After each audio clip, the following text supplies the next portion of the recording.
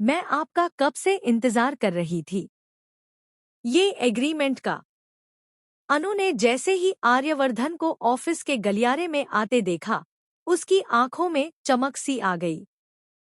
सुबह से उसका मन एक अजीब सी बेचैनी में उलझा था। वो बस आर्या सर को सामने देखकर ही दस्तखत करना चाहती थी। लेकिन अब आर्या सर का चेहरा देखकर उसका वो उत्साह धीरे धीरे कम होने लगा। सर, क्या हुआ? आप स्ट्रेस में लग रहे हैं। सब ठीक तो है ना? उसने धीरे से पूछा। आर्यवर्धन ने एक पल के लिए उसे देखा, पर उसकी आंखें जैसे कहीं और ही खोई हुई थी। मानो वो उसके सामने खड़े होते हुए भी कई किलोमीटर दूर किसी और ही दुनिया में हो। उनके चेहरे पर थकान थी, एक अजीब सी गंभीरता थी, जिसके वजन को अनु दूर से ही महसूस कर सकती थी।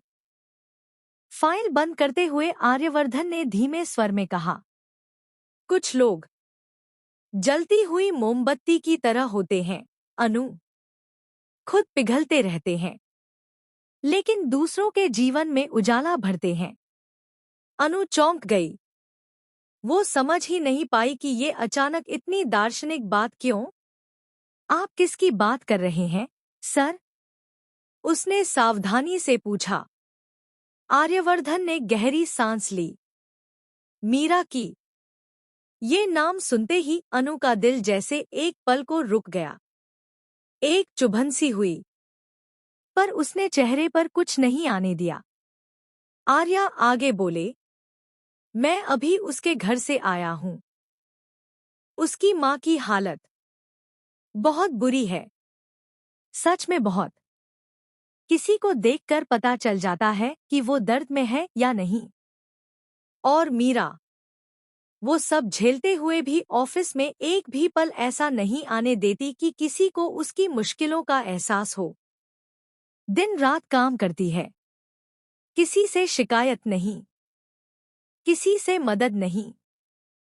अनु चुपचाप सुनती रही, दिल में हल्की जलन, दिल में हल्की शर्म भी, कि उसे मीरा की हालत के बारे में पता ही नहीं था। और फिर उस दर्द से भरा स्वर। आर्यवर्धन के चेहरे पर एक अजीब सी चिंता थी, जो अनु ने पहले कभी नहीं देखी थी। इतना सब होने के बावजूद मीरा ने ऑफिस को कभी बोझ नहीं बनने दिया। ये सोचकर मन भारी हो गया। अनु का मन जैसे एक ही पल में कई दिशाओं में टूटकर बिखर गया। क्या उसे दुख था? हाँ। क्या उसे जलन थी? शायद। लेकिन क्या उसे मीरा की माँ के लिए बुरा लग रहा था? बहुत बुरा। उसकी उंगलियां फाइल पर रखेरखे कांपने लगी, पर उसने खुद को संभाला।